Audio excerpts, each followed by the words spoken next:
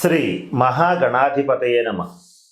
ఈరోజు మనం 2023 సంవత్సరం జూన్ నెల రాశి ఫలాల్లో భాగంగా ఈ మాసం సింహరాశి వారికి ఎలా ఉంటుంది అనేటువంటి అంశం గురించి తెలుసుకుందాం. సింహరాశి అనగానే మఖా నక్షత్రం 1, 2, 3, 4 పాదాలు, పుబ్బా నక్షత్రం 1, 2, 3, 4 పాదాలు, ఉత్తరా నక్షత్రం ప్రథమ పాదం వరకు ఉన్నటువంటి దాన్ని మనం సింహరాశి కింద పరిగణిస్తాం. ఈ మాసం గ్రహగతులను గనక కాస్త పరిశీలించినట్లయితే సప్తమ స్థానంలో కుంభంలో మూల త్రికోణంలో స్వక్షేత్రంలో శని సంచారం అనేటువంటిది జరుగుతోంది. భాగ్యస్థానంలో గురు బుధ రాహువులు సంచరిస్తున్నారు. ప్రథమార్థం వరకు దశమంలో రాశ్యాధిపతి అయిన రవి, వ్యయస్థానంలో నీచలో కుజ శుక్ర సంచారం, తృతీయంలో కేతు సంచారం అనేటువంటిది ప్రధానమైనటువంటి ఫలితాలను నిర్దేశిస్తుంది.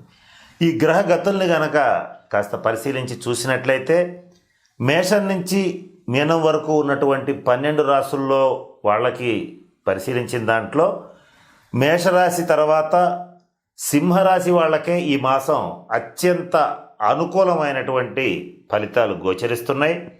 ఈ సింహరాశి వాళ్ళకి చాలా విషయాల్లో అనుకూలమైన ఫలితాలు ఉన్నాయి. మరి కొన్ని విషయాల్లో మాత్రం కొన్ని సందర్భాల్లో తప్పనిసరిగా ఇబ్బందులు ఏర్పడతాయి. వాటి నుంచి ఎలా తప్పించుకోవాలి, ఏ రకమైన పరిహారాలు చేయాలి, ఏ జాగ్రత్తలు తీసుకోవాలి, ఏ విషయాల్లో అప్రమత్తంగా ఉండాలి, ఇటువంటి అనేక అంశాల గురించి కూలంకషంగా తెలుసుకోవటానికి ప్రయత్నం చేద్దాం. మొట్టమొదట ఈ సింహరాశి వారికి ఆర్థికపరమైన అంశాల్లో ద్వితీయాధిపతి పంచమాధిపతితో కలిసి ఇక్కడ భాగ్యస్థానంలో కూర్చొని ఉండడం వల్ల ఆర్థికపరమైన విషయాల్లో తిరుగులేదు. అంటే ఆర్థికంగా ఏ వృత్తి చేసినా, ఏ బిజినెస్ చేసినా, ఏ జాబ్ చేసినా చక్కటి ఆర్థికాభివృద్ధి ఉంటుంది. ఇక సప్తమ స్థానంలో సప్తమాధిపతి శని ఉండటం వల్ల జీవిత భాగస్వామికి మీకు ఉన్నటువంటి అభిప్రాయ భేదాలు ఏమన్నా పొరపాటున ఉండే అవకాశం లేదు. పొరపాటున ఏమన్నా ఉంటే అవి ఈ మాసం తప్పనిసరిగా పూర్తిగా తొలగిపోతాయి. అలాగే జీవిత భాగస్వామితో మంచి ర్యాపో ఏర్పడుతుంది. అంటే మంచి జీవిత భాగస్వామితో కలిసి వినోద కాలక్షేపాలు చేయటం కూడా జరుగుతుంది. వ్యాపార భాగస్వాములతో కూడా వాళ్ళ విషయంలో కూడా వాళ్ళతో ప్రవర్తించేటువంటి తీరులో కూడా మీ యొక్క మాటకే వాళ్ళు విలువ ఇవ్వటం, మీ మాటని గౌరవించటం, మీరు చెప్పినట్లుగానే వ్యాపారాలు నడపడం అనేటువంటిది కూడా జరుగుతుంది. ఈ విషయాల్లో చాలా బాగుంది. రాశ్యాధిపతి అయిన రవి దశమంలోను, తర్వాత ప్రథమార్థం దశమంలో ఉంటాడు. ద్వితీయార్థంలోకి వచ్చేటప్పటికీ ఈ లాభస్థానంలో సంచరిస్తాడు. ఈ రవిగ్రహ సంచార రీత్యా ఏది పట్టినా బంగారంగానే ఉంటుంది. అంటే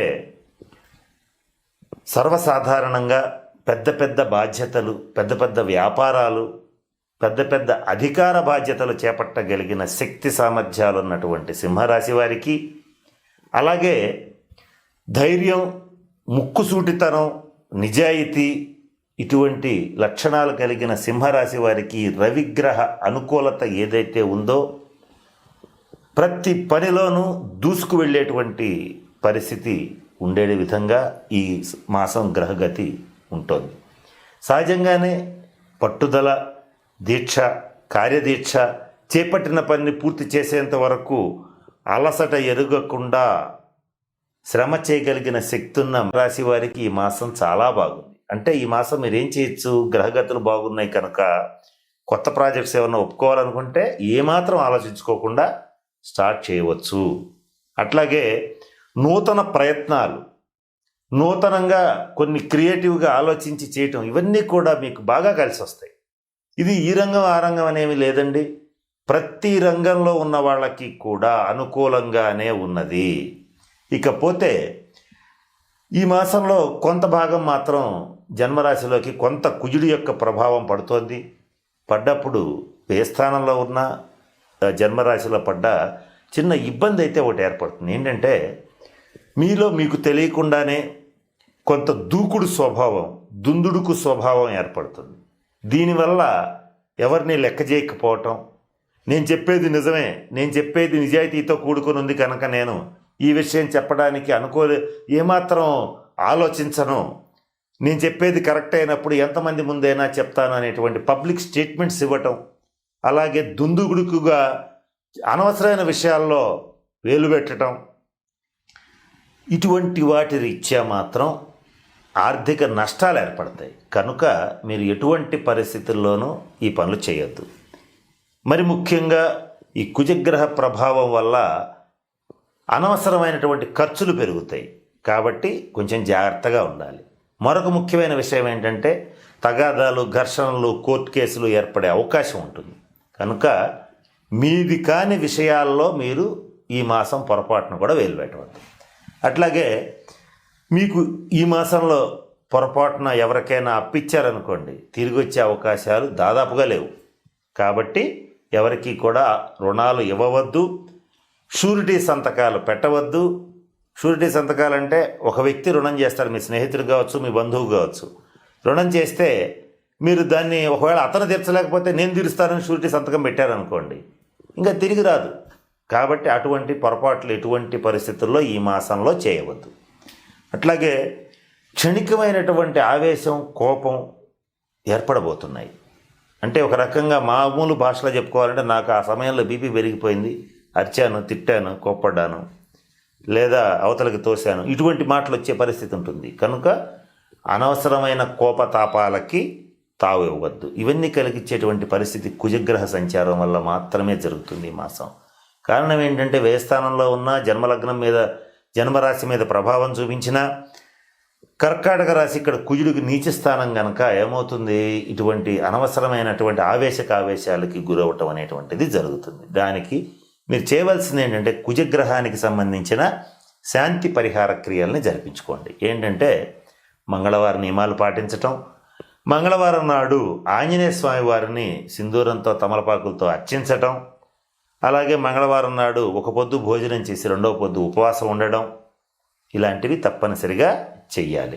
వీటితో పాటుగా ఈ మాసం సింహరాశి వారికి ప్రత్యేకమైన రెమెడీ ఏంటంటే, ఈ రెమెడీ వల్ల లాభం కూడా చెప్తాను. ఫస్ట్ ఈ రెమెడీ చెప్తాను, జాగ్రత్తగా అర్థం చేసుకోండి. కోతులకి ఆహారం పెట్టండి, కోతులకి ఆహారం అందేటట్లుగా చేయండి, అన్నదానం చేయండి. ఇవి రెండు చేయటం వల్ల ఏం జరుగుతుందంటే, గోచారం చాలా బాగుంది, ఇందులో డౌట్ ఏమి లేదు. కానీ మీ జాతక రీత్యా గ్రహగతులు, దశాంతర దశలు కాస్త వ్యతిరేకంగా ఉంటే ఏం జరుగుతుంది, ఈ కుజగ్రహ ప్రభావం పట్టడం వల్ల, అలాగే ఈ రాహుగ్రహ ప్రభావం వల్ల ఏం జరిగే అవకాశం ఉందంటే ప్రతి పని స్లో డౌన్ అవుతుంది. అంటే ఈ పని ఈ మాసంలో ఇగో ఈ 2-3 రోజుల్లో అయిపోవాలి అనుకుని మొదలు పెడతారు. మొదలుపెట్టినటువంటి పని 3 రోజులు కాస్త 4 రోజులు అవుతుంది, 4 రోజులు కాస్త 10 రోజులు అవుతుంది, 10 రోజులు కాస్త 15 రోజులు, ఈ నెల కూడా అయిపోతుంది. అట్లా ప్రతి పనిలో ఆటంకాలు ఏర్పడే అవకాశం ఉంది. అటువంటి ఆటంకాలన్నీ కూడా తొలగిపోతాయి. మీ వ్యాపార విస్తరణ కోసం బ్యాంక్ లోన్ కోసం ప్రయత్నం చేశారనుకోండి, చిన్న చిన్న కారణాలతో వాళ్ళు లోన్ రిజెక్ట్ చేయటం, లోన్ ఆపడానికి ప్రయత్నం చేయడం చేస్తారు. నేను చెప్పినటువంటి పరిహారం అంటే కోతులకు ఆహారం పెట్టడం కానీ, ప్రజలకి అన్నదానం చేయటం కానీ చేస్తే మీకు ఆ ఇబ్బందులన్నీ కూడా తప్పనిసరిగా తొలగిపోతాయి. ఈ మాసం సింహరాశి వాళ్ళకి చెప్పదగిన మరొక ముఖ్యమైన సూచన ఏంటంటే, మీకు శత్రువులు ఎక్కడో ఉండరు, మిమ్మల్ని శత్రువులు ఏమీ చేయలేరు, శత్రువులు మీకు ఎదురుబడి మిమ్మల్ని గెలవలేరు, శత్రువుల మీద మీదే ఆధిక్యత అవుతుంది. కానీ మీకు ప్రధానమైన శత్రువు ఒకళ్ళు ఉన్నారు, అదేంటంటే అది మీ కోపమే. కనుక ఈ కోపం అనేటువంటి శత్రువుని ప్రయత్నపూర్వకంగా ఈ మాసం జయించండి. ఈ మాసం ప్రత్యేకంగా ఎందుకు చెప్తున్నామంటే, కుజగ్రహ ప్రభావం మీ మీద బలంగా పడబోతోంది. అన్ని బాగున్నా కూడా ఇట్లా అనవసరమైన విషయాల్లో కోపతాపాలు ప్రదర్శిస్తే గొడవలు అయ్యి, ఆర్థిక నష్టాలు వచ్చి, ఇబ్బందులు పడి, కేసులు వచ్చి, ఇటువంటి ఇబ్బందులు కలిగే అవకాశం ఉంటుంది. కనుక ఈ మాసం కోపం మీకు ఉండకూడదు. ఇకపోతే ఈ మాసం మీరు చాలా పెద్ద సమస్యలని, మీకు సంబంధించిన సమస్యలైనా, మీ చుట్టూ ఉన్న వాళ్ళకి సంబంధించిన సమస్యలనైనా సరే, ఎంత పెద్ద సమస్యలనైనా సరే చిటికలో పరిష్కారం చేయగలుగుతారు.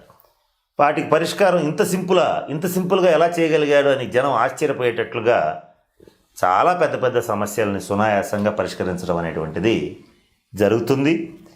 కనుక ఇటువంటి మంచి ఫలితాలు రాబోతున్నాయి సింహరాశి వాళ్ళకి.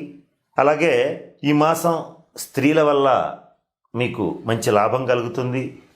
ఈ స్త్రీల వల్ల అంటే ఇక్కడ భార్య కావచ్చు, తల్లి కావచ్చు, కడుపున పుట్టినటువంటి బిడ్డ కావచ్చు, లేదా స్నేహితురాలు కావచ్చు. ఈ మాసం స్త్రీ మూలక సహాయం, అలాగే స్త్రీ మూలక లాభం కలుగుతుంది. సహాయం లాభం అంటే అర్థం ఏంటి ఇక్కడ? స్త్రీలు మాట సాయం చేయొచ్చు, అలాగే మీకు ఆర్థిక సహాయం చేయొచ్చు, మీ తరఫున నిలబడచ్చు, మీకు మోరల్ సపోర్ట్ ఇవ్వచ్చు, ఏదైనా జరగచ్చు. అటువంటి సంపూర్ణ సహాయ సహకారాలు ఈ మాసం స్త్రీ వల్ల మీకు కలిగే పరిస్థితులు ఉంటాయి. ఇటువంటి మంచి ఫలితాలు ఉన్నాయి. కానీ కొంత కుజగ్రహరీత్యా ఇబ్బందులు ఉన్నాయి కనుక వాహనాల విషయంలో కూడా కాస్త జాగ్రత్తగా ఉండండి. అది కూడా 6, 9 టోటల్స్ ఉన్నటువంటి వాహనాలు కలిగినటువంటి సింహరాశి వాళ్ళు ఎవరైతే ఉంటారో వాళ్ళు సెల్ఫ్ డ్రైవింగ్ విషయంలో జాగ్రత్తగా ఉండండి. విహారయాత్రల విషయాల్లో కూడా అనవసరమైన సాహసాలు చేయొద్దు. కనుక ఈ విషయాలు మాత్రం కాస్త జ్ఞాపకం ఉంచుని జాగ్రత్తగా ఉంటే ఓవరాల్గా అన్ని అంశాలు బాగున్నాయి. అవసరమైనప్పుడు మాత్రం కుజ శుక్ర గ్రహాలకి సంబంధించిన సంపూర్ణ శాంతి పరిహార క్రియల్ని జరిపించుకోవటం ఉత్తమం. దానివల్ల మరింత అభివృద్ధి పథంలోకి ముందుకెళ్ళగలుగుతారు. కనుక నేను చెప్పిన అన్ని అంశాలు దృష్టిలో పెట్టుకుని సింహరాశి వారు చక్కగా అష్టైశ్వర్యాలతో భోగభాగ్యాలతో ఉండాలని మనస్ఫూర్తిగా పరమేశ్వరుని ప్రార్థిస్తూ సెలవు తీసుకుంటున్నాను. స్వస్తి.